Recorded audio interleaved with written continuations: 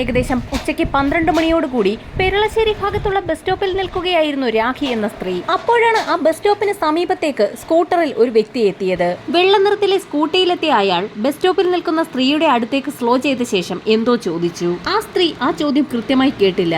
എന്താണെന്ന് ചോദിക്കാൻ ആ സ്ത്രീ വാ തുറന്നത് മാത്രമേ ഓർമ്മയുള്ളൂ. പിന്നീട് എന്തോ കഴുത്തിൽ ബലമായി വലിയുന്നതായാണ് അനുഭവപ്പെട്ടത്. തന്റെ തല കഴുത്തിൽ നിന്ന് അറ്റുപോയതായി തോന്നിയ ആ സ്ത്രീ പെട്ടെന്നാണ് കണ്ണുകൾ തുറന്നത്. കണ്ണു തുറന്നു നോക്കിയപ്പോൾ ബൈക്കിലെത്തിയ ആ വ്യക്തിയെ കാണാനില്ല. കഴുത്തിന് അതിശക്തമായ വേദന അനുഭവപ്പെട്ട സ്ത്രീയുടെ ഉറക്കെയുള്ള നിലവിളി ശബ്ദം കേട്ടുകൊണ്ട് തൊട്ടടുത്ത പറമ്പിൽ ജോലി ചെയ്തുകൊണ്ടിരിക്കുകയായിരുന്ന തൊഴിലുറപ്പ് സ്ത്രീകൾ അവിടേക്ക് ഓടിയെത്തി. അപ്പോഴാണ് തന്റെ കഴുത്തിൽ കിടന്ന 5.5 പവനോളം തൂക്കം വരുന്ന സ്വർണ്ണമാല കാണാനില്ല എന്നുള്ള വിവരം രാഖി മനസ്സിലാക്കിയത്. രാഖിയുടെ നിലവിളി ശബ്ദം കേട്ടുകൊണ്ട് തൊട്ടടുത്ത കടയിലുണ്ടായിരുന്നവരും ആ സമീപ പ്രദേശങ്ങളിൽ കൂടി നടന്നുപോയ ആളുകളുമൊക്കെ അവിടേക്ക് ഓടിയെത്തി. അവരും ഒരു മിന്നായം പോലെ വെള്ള സ്കൂട്ടിയിൽ പോയ ആ വ്യക്തിയെ കണ്ടിരുന്നു.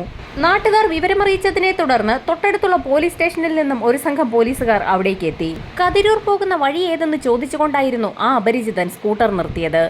എല്ലാ വിവരവും രാഖി SIക്ക് മുൻപാകെ മൊഴി നൽകി. ഈ സമയത്താണ് അവിടെ കൂടി നിന്ന ആളുകൾ ഒരു കാര്യം ശ്രദ്ധിക്കുന്നത്. മാല വലിച്ചു പൊട്ടിച്ചതിനെ തുടർന്ന് രാഖിയുടെ കഴുത്തിൽ വലിയൊരു മുറിവ് രൂപപ്പെട്ടിരിക്കുന്നു. പോലീസിന്റെ സഹായത്തോടുകൂടി ഉടൻ തന്നെ രാഖിയെ തൊട്ടടുത്തുള്ള ആശുപത്രിയിലേക്ക് മാറ്റി. സംഭവം അറിഞ്ഞ് അവിടെ കൂടിയ നാട്ടുകാരിൽ നിന്നും വിശദമായ മൊഴിയെടുത്ത ശേഷം പോലീസ് സംഘം കേസ് രജിസ്റ്റർ ചെയ്ത് അന്വേഷണം ആരംഭിച്ചു. രാഖി നിന്ന ബസ് സ്റ്റോപ്പിനും സമീപ പ്രദേശങ്ങളിലൂടെ വണ്ടി കടന്നുപോയിട്ടുള്ള മേഖലകളിലുള്ള കടകളിലെ CCTVകൾ കേന്ദ്രീകരിച്ചുള്ള അന്വേഷണമാണ് ആദ്യഘട്ടത്തിൽ പോലീസ് നടത്തിയത്. ആ അന്വേഷണം ഫലം കണ്ടു. പല CCTVകളിലും വെളുത്ത സ്കൂട്ടിയിൽ താടിയുള്ള കണ്ണട വെച്ച കഷണ്ടിയായ ഹെൽമറ്റ് ധരിക്കാത്ത ഒരു വ്യക്തി കടന്നുപോയിട്ടുണ്ട്. ചോരക്കുളം ബസ് സ്റ്റാൻഡിന് സമീപത്തുള്ള CCTVകൾ കേന്ദ്രീകരിച്ച് നടത്തിയ അന്വേഷണം മുതൽ 60 CCTVകൾ വരെ പോലീസ് സംഘം അന്വേഷണത്തിന് വിധേയമാക്കി. 60ാമത്തെ CCTV വിഷ്വൽ ലഭിച്ചിരിക്കുന്നത് കിളിരൂർ ഭാഗത്തുള്ള ഒരു കടയിൽ നിന്നാണ്. പെരളം പുലിയൂട്ട് റോഡിലൂടെയാണ് പ്രതി രക്ഷപ്പെട്ടിരിക്കുന്നതെന്നും പോലീസ് കണ്ടെത്തി. പ്രതി ഒരു ലോക്കൽ വ്യക്തിയാണെന്ന നിഗമനത്തിലെത്തിയ പോലീസ് സംഘം CCTV വിഷ്വലുകളുടെ കോപ്പിയെടുത്ത് ആ പ്രദേശവാസികളെയും കടകളിലുള്ള ആളുകളെയും ഒക്കെ കാണിച്ചു തുടങ്ങി. വളരെ വേഗം പ്രതിയെ പിടികൂടാനാകുമെന്ന് കരുതിയ പോലീസ് സംഘത്തിന് തെറ്റി. ഒരാൾ പോലും ആ വ്യക്തിയെ തിരിച്ചറിഞ്ഞില്ല. തുടർച്ചയായ 3 ദിവസവും പ്രതിയുടെ CCTV വിഷ്വലുകളുമായി പോലീസ് കടകളായ കടകളൊക്കെ കയറിയിറങ്ങി അന്വേഷണം നടത്തിയെങ്കിലും ഒരു വിവരവും ലഭിച്ചില്ല. ഒടുവിൽ 3-ാം ദിവസം വൈകുന്നേരമായപ്പോൾ അപ്രതീക്ഷിതമായി ഒരു വ്യക്തി പോലീസ് സ്റ്റേഷനിലേക്ക് കടന്നു വന്നു. പോലീസിന്റെ കൈവശമുള്ള CCTV ദൃശ്യങ്ങളിലെ വ്യക്തിയെ തനിക്കറിയാമെന്ന് വാദിച്ചുകൊണ്ടായിരുന്നു ആ വ്യക്തി വന്നത്. CCTV വിഷ്വലുകളിലുള്ള വ്യക്തി വർഷങ്ങളായി ഗൾഫിലാണ്. കഴിഞ്ഞ കുറച്ച് നാളുകളെ ആയിട്ടുള്ളൂ നാട്ടിലേക്ക് വന്നിട്ട്. അയാളുടെ മകളുടെ വിവാഹ ആവശ്യവുമായി ബന്ധപ്പെട്ട് ഇപ്പോൾ അല്പം ദൂരത്തേക്ക് പോയിരിക്കുകയാണ്. 2 ദിവസത്തിനകം തന്നെ അയാൾ മടങ്ങിയെത്തും. അയാളുടെ പേര് താജുദ്ദീൻ എന്നാണ്. കതിരൂർ ഭാഗത്താണ് അയാളുടെ വീട്. ആ വ്യക്തിയുടെ താമസ സ്ഥലം ഉൾപ്പെടെയാണ് സ്റ്റേഷനിലേക്ക് മൊഴി നൽകാനെത്തിയ വ്യക്തി പറഞ്ഞത്. അങ്ങനെ തങ്ങൾ പ്രതിയെ പിടികൂടിയെന്ന് തന്നെ പോലീസ് ഉറച്ചു വിശ്വസിച്ചു. താജുദ്ദീനെ കുറിച്ച് വിശദമായി തന്നെ ഒരു അന്വേഷണം നടത്താൻ പോലീസ് തീരുമാനിച്ചു. അയാൾ 15 ദിവസത്തെ ലീവിനാണ് മകളുടെ കല്യാണത്തിന് ഗൾഫിൽ നിന്നും വന്നിരിക്കുന്നത്. വർഷങ്ങളായി ഗൾഫിൽ ജോലി ചെയ്യുന്ന ഒരു വ്യക്തി, അതും മകളുടെ കല്യാണത്തിന് 15 ദിവസത്തെ ലീവിൽ വന്നിരിക്കുന്ന ആൾ ഇത്തരത്തിലൊരു കാര്യത്തിന് മുതിരുമോ എന്നായിരുന്നു പോലീസിന്റെ സംശയം. അയൽവാസികളോടൊക്കെ മോഷണ വിവരം പറയാതെ തന്നെ താജുദ്ദീനെ കുറിച്ച് പോലീസുകാർ തിരക്കി തുടങ്ങി. വളരെ നല്ല അഭിപ്രായമായിരുന്നു അയൽവാസികൾക്കൊക്കെ താജുദ്ദീനെ കുറിച്ച് പറയാനുള്ളത്. താജുദ്ദീനെ പോലൊരാളെ മോഷണവുമായി കണക്ട് ചെയ്യാൻ പറ്റുന്ന യാതൊരുവിധ തെളിവുകളും പോലീസിന് നാട്ടുകാരെ ചോദ്യം ചെയ്തതിൽ നിന്ന് ലഭിച്ചില്ല. എന്നാൽ സ്റ്റേഷനിലെത്തി മൊഴി നൽകിയ വ്യക്തി പറഞ്ഞിരിക്കുന്നത് CCTV ദൃശ്യങ്ങളിലുള്ളത് താജുദ്ദീൻ തന്നെയാണെന്നാണ്. അങ്ങനെ പോലീസിനാകെ കൺഫ്യൂഷനായി. പോലീസിന്റെ അന്വേഷണം പുരോഗമിക്കുന്ന സാഹചര്യത്തിൽ നേരത്തെ സ്റ്റേഷനിലെത്തി താജുദ്ദീനെതിരെ മൊഴി നൽകിയ വ്യക്തി വീണ്ടും പോലീസ് സ്റ്റേഷനിലേക്ക് വിളിച്ചു. മകളുടെ വിവാഹവുമായി ബന്ധപ്പെട്ടാണ് താജുദ്ദീനും കുടുംബവും ദൂരെ ഒരു സ്ഥലത്തേക്ക് പോയിരിക്കുന്നത്. വിവാഹം കഴിഞ്ഞ് തൊട്ടടുത്ത ദിവസം തന്നെ താജുദ്ദീനും കുടുംബവും മടങ്ങിയെത്തും. ഇതായിരുന്നു അയാൾ പോലീസ് സ്റ്റേഷനിലേക്ക് വിളിച്ചറിയിച്ചത്. താജുദ്ദീനെ കൈയോടെ പിടികൂടുന്നതിനായി SI ബിജു സംഘവും വഴിയിൽ കാത്തുനിന്നു. താജുദ്ദീനെ പിടികൂടുന്നതിനായി ചെറിയ ചില നാടകീയ രംഗങ്ങൾ സൃഷ്ടിക്കാൻ SIയുടെ നേതൃത്വത്തിൽ പോലീസുകാർ തീരുമാനിച്ചു. ശക്തമായ മഴ പെയ്തുകൊണ്ടിരുന്ന ആ രാത്രിയിൽ പോലീസ് ജീപ്പ് ചെളിയിൽ പുതഞ്ഞു കിടക്കുന്നതായി SIയുടെ നേതൃത്വത്തിലുള്ള പോലീസ് സംഘം ഒരു സീൻ ക്രിയേറ്റ് ചെയ്തു. SI ബിജു അടങ്ങുന്ന സംഘം മറ്റൊരു പോലീസ് ജീപ്പിൽ തൊട്ടപ്പുറത്തായി താജുദ്ദീന്റെ വരവും കാത്തു കിടക്കുന്നുണ്ടായിരുന്നു. രാത്രി ഏകദേശം 12 മണിയോടുകൂടി താജുദ്ദീനും കുടുംബവും സഞ്ചരിച്ചിരുന്ന വാഹനം പോലീസ് ജീപ്പിന് സമീപത്തേക്ക് എത്തി. പോലീസ് ജീപ്പ് വഴിയരികിൽ പുതഞ്ഞു കിടക്കുന്നത് കണ്ടുകൊണ്ട് താജുദ്ദീന്റെ വാഹനം സമീപത്തേക്ക് ഒതുക്കി നിർത്തി. ആ സമയത്താണ് 2 പോലീസുകാർ തങ്ങളുടെ ജീപ്പ് ചെളിയിൽ പുതഞ്ഞുപോയെന്നും വാഹനത്തിൽ നിന്ന് ആരെങ്കിലും ഇറങ്ങി ഒന്ന് സഹായിക്കണമെന്നും അഭ്യർത്ഥിച്ചുകൊണ്ടെത്തുന്നത്. താജുദ്ദീന്റെ വാഹനത്തിൽ നിന്നും 2 ചെറുപ്പക്കാർ പുറത്തിറങ്ങി വാഹനം തള്ളാൻ സഹായിച്ചു. എന്നാൽ താജുദ്ദീൻ ഈ സമയത്ത് വണ്ടിയിൽ നിന്ന് പുറത്തിറങ്ങിയില്ല. താജുദ്ദീൻ വണ്ടിയിൽ തന്നെ ഇരിക്കുന്നത് കണ്ടുകൊണ്ട് ഒരു പോലീസുകാരൻ അയാളുടെ അടുത്തേക്ക് എത്തിയിട്ട് എന്തുകൊണ്ടാണ് വാഹനം തള്ളാൻ സഹായിക്കാത്തതെന്ന് ചോദിച്ചു. അതിന് വ്യക്തമായ മറുപടി താജുദ്ദീൻ ഉണ്ടായിരുന്നു. തനിക്ക് ഡിസ്കിന് കംപ്ലൈന്റ് ഉള്ളതിനാൽ കട്ടിയുള്ള ജോലികളൊന്നും ചെയ്യാൻ കഴിയാത്ത സാഹചര്യമുള്ളതുകൊണ്ടാണ് ജീപ്പ് തള്ളാൻ സഹായിക്കാത്തതെന്ന് അയാൾ പോലീസിനോട് പറഞ്ഞു. ഈ സമയത്താണ് താജുദ്ദീന്റെ ID കാർഡ് ഒന്ന് വേണമെന്ന് പോലീസുകാരൻ ആവശ്യപ്പെട്ടത്. താജുദ്ദീൻ ഉടൻ തന്നെ തന്റെ പേഴ്സിൽ നിന്നും ID കാർഡ് എടുത്ത് പോലീസുകാരന് കൈമാറി. അയാൾ ആ ID കാർഡുമായി SI ബിജുവിന്റെ അടുത്തേക്ക് എത്തി. ബിജുവിന്റെ നിർദ്ദേശം കിട്ടിയതും 2 ജീപ്പുകളിൽ നിന്നും 8ഓളം പോലീസുകാർ പൊടുന്നനെയായിരുന്നു താജുദ്ദീനെ വളഞ്ഞത്. എന്താണ് സംഭവിക്കുന്നതെന്ന് മനസ്സിലാകാതെ താജുദ്ദീൻ അപ്പോഴും അമ്പരന്ന് നിൽക്കുകയായിരുന്നു. താജുദ്ദീന് സമീപത്തേക്ക് എത്തിയ SI ബിജു അയാളോട് കാര്യങ്ങൾ തുറന്നു പറഞ്ഞു. ഏതാനും ദിവസങ്ങൾക്ക് മുൻപ് ചോരക്കുളം ബസ് സ്റ്റാൻഡിൽ നിന്നിരുന്ന രാഖി എന്ന സ്ത്രീയുടെ 5.5 പവനോളം തൂക്കം വരുന്ന മാല താജുദ്ദീൻ സ്കൂട്ടറിലെത്തി പൊട്ടിച്ച് കടന്നു കളഞ്ഞു എന്നൊരു കംപ്ലൈന്റ് കിട്ടിയിട്ടുണ്ടെന്നായിരുന്നു SI പറഞ്ഞത്. അത് കേട്ട താജുദ്ദീൻ അക്ഷരാർത്ഥത്തിൽ നടുങ്ങിപ്പോയി. തനിക്കൊന്നും അറിയില്ല എന്ന് അയാൾ പോലീസിനോട് ആവർത്തിച്ചു പറഞ്ഞു. അപ്പോഴേക്കും വാഹനത്തിലുണ്ടായിരുന്ന താജുദ്ദീന്റെ ഭാര്യയും 2 ആൺമക്കളും അവിടേക്ക് ഓടിയെത്തി. തന്റെ ഭർത്താവ് ഒരിക്കലും അങ്ങനെയൊന്നും ചെയ്യില്ല എന്ന് ആ സ്ത്രീ ആവർത്തിച്ചു പറഞ്ഞു. എന്നാൽ പോലീസുകാർ അവർക്ക് കൈവശമുണ്ടായിരുന്ന CCTV ദൃശ്യങ്ങൾ ആ സ്ത്രീയെ കാണിച്ചു കൊടുത്തു. വളരെ അമ്പരപ്പോടുകൂടിയായിരുന്നു അവർ ആ ദൃശ്യങ്ങൾ കണ്ടത്. കൂടുതൽ എന്തെങ്കിലും പറയാൻ കഴിയും മുമ്പ് തന്നെ SI സംഘവും താജുദ്ദീനെ പോലീസ് ജീപ്പിലേക്ക് കയറ്റിയിരുന്നു. നേരം അർദ്ധരാത്രി പിന്നിട്ടതിനാൽ തൊട്ടടുത്ത ദിവസമാണ് ചോദ്യം ചെയ്യൽ ആരംഭിച്ചത്. ചോദ്യം ചെയ്യൽ പൂർത്തിയാക്കിയ ശേഷം താജുദ്ദീനുമായി തെളിവെടുപ്പിനായി അയാളുടെ വീട്ടിലേക്ക് എത്തി. വീടിനുള്ളിൽ തിരച്ചിൽ നടത്തിയ SI സംഘവും ഒരു റിസ്റ്റ് വാച്ചും 56,000 രൂപയും ഒരു ഷർട്ടും തെളിവായി ആ വീട്ടിൽ നിന്ന് ശേഖരിച്ചു. ബസ് സ്റ്റോപ്പിൽ നടന്ന മാലമോഷണം നടത്തിയിരിക്കുന്നത് താജുദ്ദീൻ എന്ന വ്യക്തിയാണെന്നും അയാളെ പോലീസ് അറസ്റ്റ് ചെയ്തു എന്നുമുള്ള വാർത്ത നാടാകെ പരന്നു. മാലമോഷണം നടന്ന ബസ് സ്റ്റാൻഡിന് സമീപത്തും തെളിവെടുപ്പിനായി താജുദ്ദീനുമായി പോലീസ് സംഘം എത്തി. സംഭവം നടന്ന സമയത്ത് അവിടേക്ക് ഓടിക്കൂടിയ അന്നത്തെ അതേ തൊഴിലുറപ്പ് സ്ത്രീകളെയൊക്കെ അവിടെ വിളിച്ചു വരുത്തി ചോദ്യം ചെയ്തു.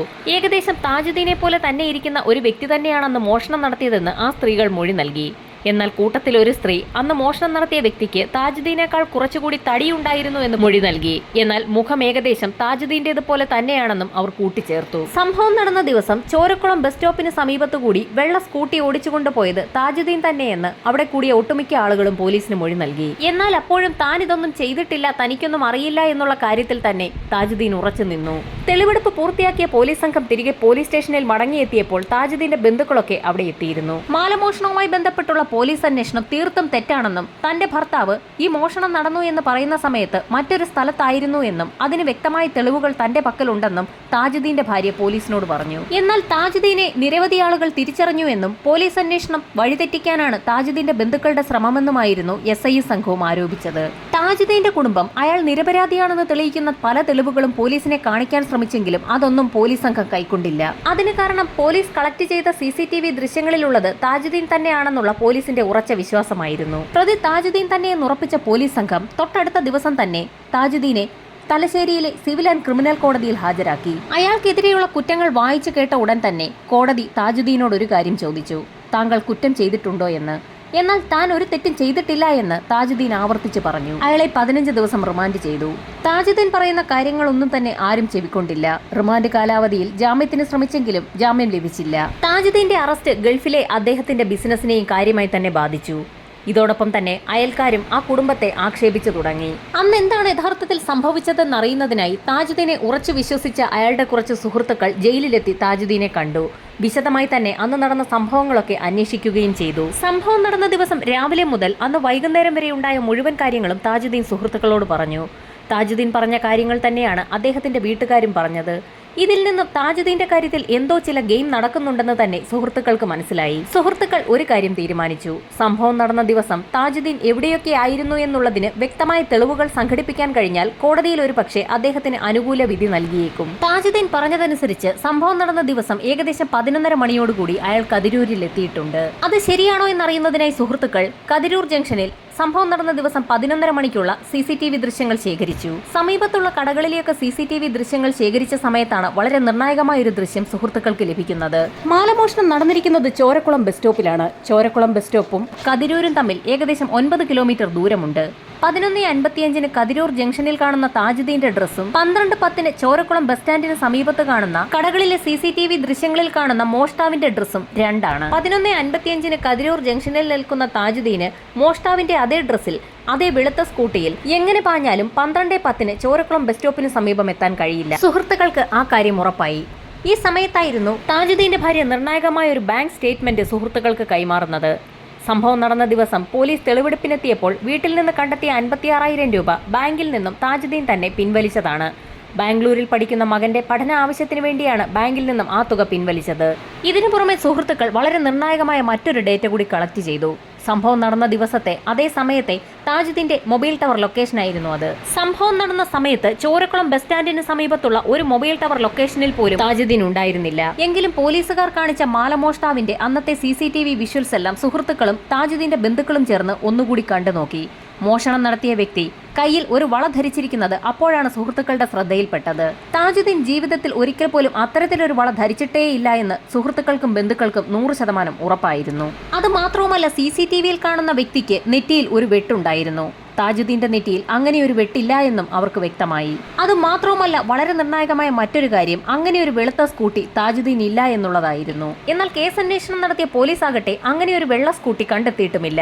താജുദ്ദീനെ അനുകൂലിക്കുന്ന നിരവധി തെളിവുകളാണ് അയാളുടെ കുടുംബം കണ്ടെത്തിയിരിക്കുന്നത്. ഒരിക്കൽ സ്റ്റേഷനിലെത്തി താജുദ്ദീന്റെ നിരപരാധിത്വം തെളിയിക്കാൻ ശ്രമിച്ചെങ്കിലും അവരത് കൈക്കൊള്ളാത്ത സാഹചര്യത്തിൽ താജുദ്ദീന്റെ കുടുംബം എഴുതി തയ്യാറാക്കിയ പരാതിയും താജുദ്ദീനെ അനുകൂലിക്കുന്ന തെളിവുകളും ഫോട്ടോഗ്രാഫ്സും ഒക്കെയായി നേരെ തിരുവനന്തപുരത്തെത്തി DGPയെ കാണാൻ തീരുമാനിച്ചു. ആ തെളിവുകളിലൂടെ കടന്നുപോയ DGPക്ക് പോലീസ് അന്വേഷണം തെറ്റായ ദിശയിലാണ് നടക്കുന്നതെന്ന് വ്യക്തമായി. അന്വേഷണത്തിന് പുതിയൊരു സംഘത്തെ നിയോഗിക്കുകയും ചെയ്തു. ഈ സമയത്തായിരുന്നു താജുദ്ദീൻ ജാമ്യത്തിൽ പുറത്തിറങ്ങുന്നത്. പുറത്തിറങ്ങിയ അദ്ദേഹം തിരുവനന്തപുരത്തെത്തി സുഹൃത്തുക്കളായ രാഷ്ട്രീയ നേതാക്കളുടെ സഹായത്തോടുകൂടി മന്ത്രിക്കും പ്രതിപക്ഷ നേതാവിനുമൊക്കെ പരാതി നൽകി. വാർത്താ മാധ്യമങ്ങളിലൊക്കെ പ്രചരിച്ച സമയത്തായിരുന്നു ചോരക്കുളത്ത് മോഷണം നടത്തിയ വ്യക്തിയെ തനിക്കറിയാമെന്ന് പറഞ്ഞുകൊണ്ട് ഒരു വ്യക്തി വാർത്തയ്ക്ക് താഴെ കമന്റ് ഇടുന്നത്. ഉടൻ തന്നെ ആ കമന്റ് ഇട്ട വ്യക്തിയെ കണ്ടെത്തി. അയാളുമായി സംസാരിച്ചപ്പോൾ ചോരക്കുളത്ത് അന്ന് മോഷണം നടത്തിയ വ്യക്തി മാഹിയിലുള്ള ശരത് വത്സൻ എന്നൊരാളാണെന്ന് മനസ്സിലായി. തുടർന്ന് നടത്തിയ അന്വേഷണത്തിൽ ശരത് വത്സൻ എന്ന വ്യക്തി ഒരു ക്യാമറ മോഷ്ടിച്ച് മറച്ചുവിറ്റ കേസിൽ കോഴിക്കോട് ജയിലിലാണെന്നും വ്യക്തമായി. ഡിവൈഎസ്പിയുടെ നേതൃത്വത്തിൽ തുടരന്വേഷണം ആരംഭിച്ചു. കോഴിക്കോട് ജയിലിലുള്ള ശരത് വത്സൻ എന്ന വ്യക്തി തന്നെയാണ് മോഷണം നടത്തിയതെന്ന് തെളിയിക്കുന്നതിനായി സംഭവം നടന്ന ദിവസം അയാളുടെ മൊബൈൽ ടവർ ലൊക്കേഷൻ ഏത് ഭാഗത്തായിരുന്നു എന്നൊരു അന്വേഷണം നടത്താൻ പോലീസ് തീരുമാനിച്ചു. തീർത്തും ആശ്വാസകരമായ ഒരു റിപ്പോർട്ടായിരുന്നു സൈബർ സെല്ലിന്റെ ഭാഗത്തു നിന്നും പുറത്തു വന്നത്. സംഭവം നടന്ന ദിവസം ശരത് വത്സൻ എന്ന വ്യക്തി ചോരക്കുളം ബസ് സ്റ്റാൻഡിന് സമീപത്തും അതോടൊപ്പം തന്നെ കതിരൂർ ഭാഗത്തും ഉണ്ടായിരുന്നു എന്ന് തെളിയിക്കുന്നതിനുള്ള നിർണായകമായ മൊബൈൽ ടവർ ലൊക്കേഷൻ രേഖകളാണ് പോലീസിന് ലഭിച്ചത്. കോഴിക്കോട് ജയിലിൽ കഴിയുന്ന ശരത് വത്സനെ കോടതിയിൽ പ്രത്യേക പെറ്റീഷൻ കൊടുത്ത് 5 ദിവസത്തേക്ക് കസ്റ്റഡിയിൽ വാങ്ങി. ചോദ്യം ചെയ്യലിൽ താൻ തന്നെയാണ് മാലമോഷണം നടത്തിയതെന്നും എന്നാൽ അത് വിൽക്കാൻ കഴിഞ്ഞില്ല എന്നും അത് തന്റെ വീട്ടിലുണ്ടെന്നും ശരത് വത്സൻ വ്യക്തമാക്കി. മോഷ്ടിച്ച മാല വിൽക്കുന്നതിന് മുൻപ് തന്നെ മറ്റൊരു കേസിൽപ്പെട്ട് അയാൾ ജയിലിലാവുകയായിരുന്നു. ശരത്തിന്റെ മൊഴിയെടുത്ത പോലീസ് സംഘം അയാളുടെ വീട്ടിലെത്തി ആ മാല വീട്ടിൽ നിന്ന് കണ്ടെത്തുകയും ചെയ്തു. തെളിവെടുപ്പ് പൂർത്തിയാക്കിയ ശേഷം ശരത് വത്സനെ ജയിലിലേക്ക് അയച്ചു. ഇതോടൊപ്പം തന്നെ നിരപരാധിയായ താജുദ്ദീനെതിരെ എഴുതി ചേർത്ത FIR റദ്ദ് ചെയ്യാൻ ഉത്തരവിടുകയും ചെയ്തു. കൃത്യമായി കാര്യങ്ങൾ അന്വേഷിക്കാതെ നിരപരാധിയായ ഒരു വ്യക്തിയെ പ്രതിയാക്കിയ SI ബിജുവിന് ട്രാഫിക്കിലേക്ക് സ്ഥലമാറ്റം നൽകുകയും അയാളുടെ 3 വർഷത്തെ ഇൻക്രിമെന്റ് തടഞ്ഞു വെക്കുകയും ചെയ്തു. SI ബിജുവിന് സംഘത്തിനുമെതിരെ താജുദ്ദീൻ സിവിൽ കോടതിയിൽ ഒരു കേസ് ഫയൽ ചെയ്തു. 1.5 കോടി രൂപ നഷ്ടപരിഹാരമായി വേണമെന്ന് കാണിച്ചുകൊണ്ടായിരുന്നു കേസ് നൽകിയത്. കേസ് നൽകിയ ശേഷം തിരികെ ഖത്തറിലേക്ക് പോയ താജുദ്ദീനെ അവിടെ കാത്തിരുന്നത് ജയിൽവാസമാണ്. താജുദ്ദീൻ ഒരു ചെക്ക് നൽകിയ ശേഷമായിരുന്നു നാട്ടിലേക്ക് വന്നത്. 15 ദിവസത്തെ അവധിക്ക് മകളുടെ കല്യാണം കൂടാനായി നാട്ടിലേക്ക് വന്ന താജുദ്ദീന് ജയിലിൽ കഴിയേണ്ടി വന്ന സാഹചര്യത്തിൽ കൃത്യമായി പണമിടപാട് നടത്താൻ കഴിയാതെ വന്ന സാഹചര്യത്തിൽ ചെക്ക് മടങ്ങിയതിനെ തുടർന്നായിരുന്നു അയാൾക്ക് ജയിലിൽ കഴിയേണ്ടി വന്നത്. ചെക്ക് മടങ്ങിയതിന്റെ പേരിൽ 25 ദിവസമാണ് താജുദ്ദീന് ഖത്തർ ജയിലിൽ കഴിയേണ്ടി വന്നത്. 15 ദിവസത്തെ അവധിക്ക് നാട്ടിലേക്ക് വന്ന താജുദ്ദീന് അപ്രതീക്ഷിതമായിരുന്നു മാലമോഷണ കേസിൽ നാട്ടിലെ ജയിലിൽ കഴിയേണ്ടി വന്നത്. അതുകൊണ്ട് തന്നെയായിരുന്നു അയാൾക്ക് കൃത്യമായി തിരിച്ചു പോകാൻ കഴിയാഞ്ഞതും ബാങ്ക് ഇടപാടുകൾ നടത്താൻ കഴിയാതെ ചെക്ക് മടങ്ങി വിദേശത്തെ ജയിലിലും കഴിയേണ്ടി വന്നത്. കേസ് അന്വേഷണം കൃത്യമായ രീതിയിൽ നടന്നിരുന്നുവെങ്കിൽ താജുദ്ദീൻ എന്നൊരു പാവം മനുഷ്യന് ഇത്തരത്തിലൊരു വിധി നേരിടേണ്ടി വരികയില്ലായിരുന്നു.